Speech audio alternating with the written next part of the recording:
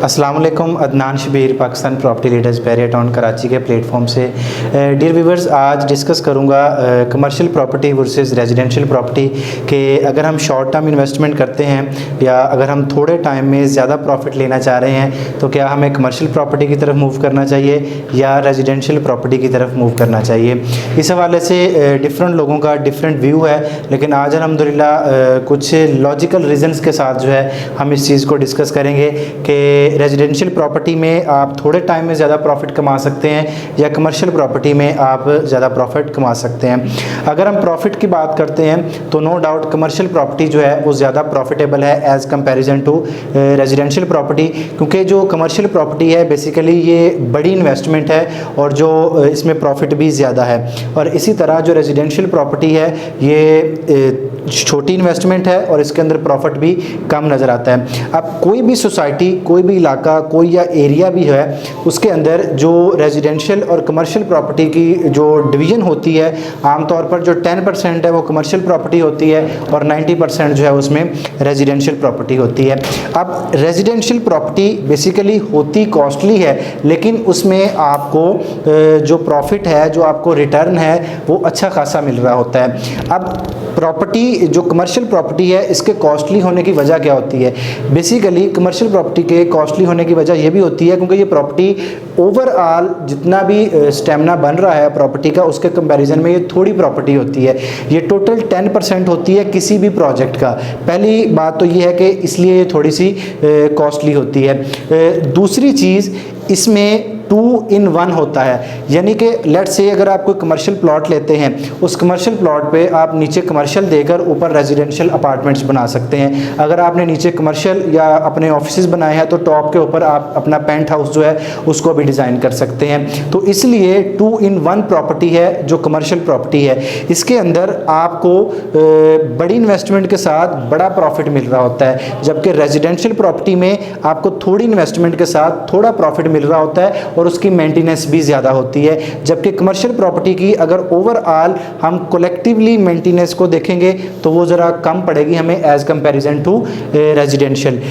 Next चीज़ जो मैं इसके हवाले से डिस्कस करूँगा कि जो कमर्शियल प्रॉपर्टी है उसमें आपको रेंटल इनकम जो है as comparison to residential property के अच्छी खासी आ रही होती है।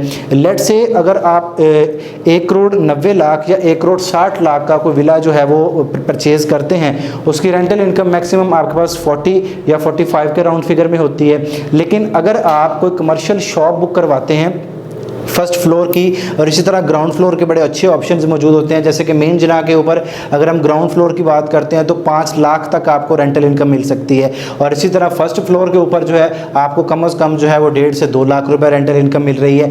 इसी तरह जब हम कमर्शियल प्रॉपर्टी और रेजिडेंशियल प्रॉपर्टी को कंपेयर करते हैं तो कमर्शियल प्रॉपर्टी की रेंटल इनकम जो है ज़्यादा होती है रेजिडेंशियल प्रॉपर्टी से। इवन के आप रेजिडेंशियल प्रॉपर्टी में मेंटेनेंस चार्जेस भी ज़्यादा पे कर रहे होते हैं और उसकी मेंटेनेंस पे ज़्यादा खपत भी आ रही होती है, लेकिन as comparison to commercial property जो है वो आपको रेंटल इनकम भी अच्छी दे रही होती है।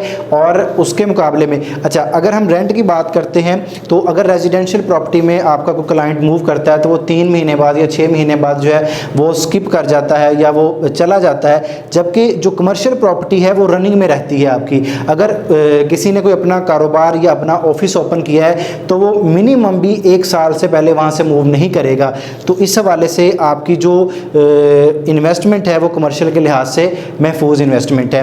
एक छोटी सी पंजाबी की कहावत जो है वो यहाँ पे मैं डिस्कस करूँगा कि जो दुकान होती है, दुकान से मकान बन जाते हैं लेकिन मकान से कभी दुकान नहीं बनती। अगर आप थोड़ी इन्वेस्टमेंट के साथ या बड़ी इन्वेस्टमेंट के साथ अगर आप कमर्शियल साइड पे मूव करते हैं तो उसकी रेंटल इनकम के साथ, उसके रिटर्न पे बैक के साथ आप उसको रीसेल अच्छा कर लेते हैं। रीसेल करने में अब मैं यहाँ पे एक चीज़ मज़ीद डिस्कस करूँगा। अगर आप कोई शॉप परचेज़ कर रहे हैं, कमर्शियल शॉप परचेज़ कर रहे हैं, सबसे पहले अगर आप प्री लॉन्चिंग के ऊपर, इन्वेस्टर सबसे पहले प्री लॉन्चिंग या बुकिंग प्राइस पर कोई चीज़ लेगा। अगर आप उस रेट के ऊपर कोई चीज़ परचेज़ कर रहे हैं तो हमारे यहाँ बहरिया में एक क्राइटेरिया ये है कि जब किसी भी चीज़ की प्रोजेक्ट की पाइलिंग होती है या सॉइल टेस्टिंग होती है वहाँ पर रेट थोड़े से इंक्रीज़ हो जाते हैं। आप जब परचेज़ करते हैं अपनी शॉप में, आपने फ़र्ज़ करें 22 लाख या 25 लाख में अपनी शॉप जो है वो बुक गई। अब वहाँ पर जब आपने 22 या 25 लाख रुपए पे किया, पाइलिंग के ऊपर रेट पर स्क्वायर फीट इंक्रीज़ होता है, उसके बाद डिगिंग के ऊपर भी पर स्क्वायर फीट रेट इंक्रीज़ हो जाता है। इसी तरह जब ग्राउंड से कोई चीज़ निकल के बाहर आ जाती है उसके रेट स्क्वायर फीट में फिर इंक्रीज़ हो जाता है, जबकि रेजिडेंशियल प्रॉपर्टी आपको ये नहीं दे रही होती। रेजिडेंशियल प्रॉपर्टी में जब तक डेवलपमेंट नहीं हो जाती, वहाँ पे घर बनना स्टार्ट नहीं हो जाते, फैमिलीज मूव नहीं हो जाती, वो प्रॉपर्टी आपको प्रॉफिट नहीं दे सकती। जबकि जो कमर्शियल प्रॉपर्टी है वो आपको 2-2, 3-3, 4-4 माह के अंदर जो है अच्छा पे बैक भी दे रही होती है, आप अच्छी रेंटल इनकम भी ले रहे होते हैं और उसकी रेंटल इनकम आहिस्ता आहिस्ता बढ़ती जाती है। आमतौर पर जितनी भी प्रॉपर्टी है, ओवरऑल अगर मैं प्रॉपर्टी की बात करता हूं तो 25% जो है आपको एनुअल जो है वो पे बैक मिलना चाहिए प्रॉपर्टी का। कोई भी प्रॉपर्टी है वो 25% उसका जो एनुअल है आपको इंक्रीज़ मिलना चाहिए। इसी तरह जो रेंटल इनकम है कमर्शियल प्रॉपर्टी की ज़्यादा होती है as comparison to residential property. Next चीज़ मैं यहाँ पे डिस्कस करूँगा लोकेशन।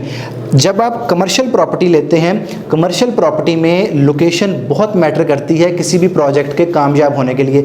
जितने भी बड़े बिल्डर्स हैं उनका ये कॉन्सेप्ट है कि किसी भी प्रोजेक्ट में कामयाब होने के लिए 3 चीज़ें अहम होती हैं। Number 1 location, number 2 location, number 3 location. तीनों पॉइंट्स को एक ही जगह पर मर्ज करके बनती है लोकेशन।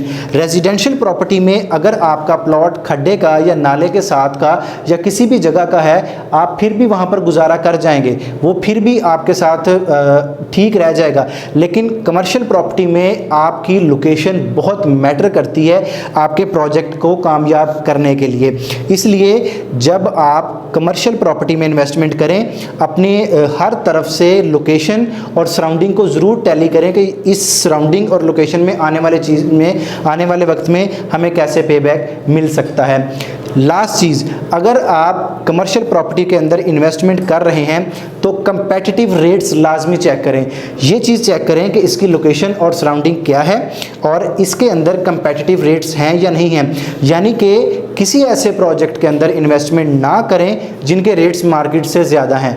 चाहे आपको बिल्डर किसी भी तरह का लालच दे रहा है, अगर आप ऑलरेडी की कोई चीज़ जो है वो ज़्यादा कॉस्टली ले रहे हैं या ज़्यादा रेट्स पर ले रहे हैं तो आने वाले टाइम के अंदर उसके अंदर कितना गेन हो सकता है, क्योंकि एक ही मार्केट के अंदर आपको मल्टीपल ऑप्शंस मिल रहे होते हैं। तो इसलिए लोकेशन एंड सराउंडिंग और नेक्स्ट चीज़ के कंपेटिटिव रेट्स को ज़रूर कंपेयर करें जब आप कमर्शियल प्रॉपर्टी के अंदर इन्वेस्टमेंट कर रहे हैं, ताकि आपको ये भी अंदाज़ा हो जाए कि आने वाले टाइम में इसकी प्राइसेस में कितना गेन मिल सकता है। तो नतीजा हम ये पैचअप करेंगे यहाँ पर कि commercial property is a best investment as comparison to residential property. Rental income आपको ज़्यादा मिलती है, आपको पे बैक ज़्यादा मिलता है, आप चीज़ को रीसेल करते हैं, आप रेंटल इनकम ले सकते हैं, अपना छोटा या बड़ा कारोबार स्टार्ट कर सकते हैं, उससे आप अपनी रेजिडेंशियल प्रॉपर्टी गेन बना सकते हैं। नेक्स्ट चीज़, कंपेटिटिव रेट्स चेक करें, लोकेशन एंड सराउंडिंग चेक करें। एक आखिरी चीज़ यहाँ पर मैं मज़ीद डिस्कस करूँगा, बिल्डर्स की क्रेडिबिलिटी।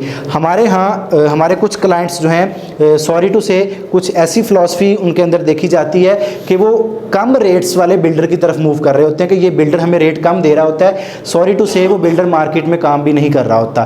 तो ऐसे बिल्डर्स के पहले वेरीफाई कर लें कि क्या ऐसा बिल्डर, इसका पहले कोई प्रोजेक्ट है, पहले रियल स्टेट में इनका कोई एक्सपीरियंस है। रियल स्टेट में एक्सपीरियंस देखें, उनके प्रोजेक्ट्स की क्रेडिबिलिटी देखें, उनके जो बिल्डर्स हैं उनके क्या क्रेडिबिलिटी है, उनका बैकग्राउंड क्या है। इन चीज़ों को देखकर आप किसी भी कमर्शियल प्रोजेक्ट में इन्वेस्टमेंट कर सकते हैं। मेरे ख्याल में मैंने काफ़ी ब्रीफली ये चीज़ें डिस्कस कर दी हैं। अगर फिर भी आपकी इस हवाले से कोई क्यूरी, कोई क्वेश्चन या कोई सवाल है तो आप मेरे नंबर पर रब्ता कर सकते हैं। मज़ीद मालूमात के लिए स्क्रीन पर दिए गए नंबर पर रब्ता करें। Thank you so much. अल्लाह हाफिज़।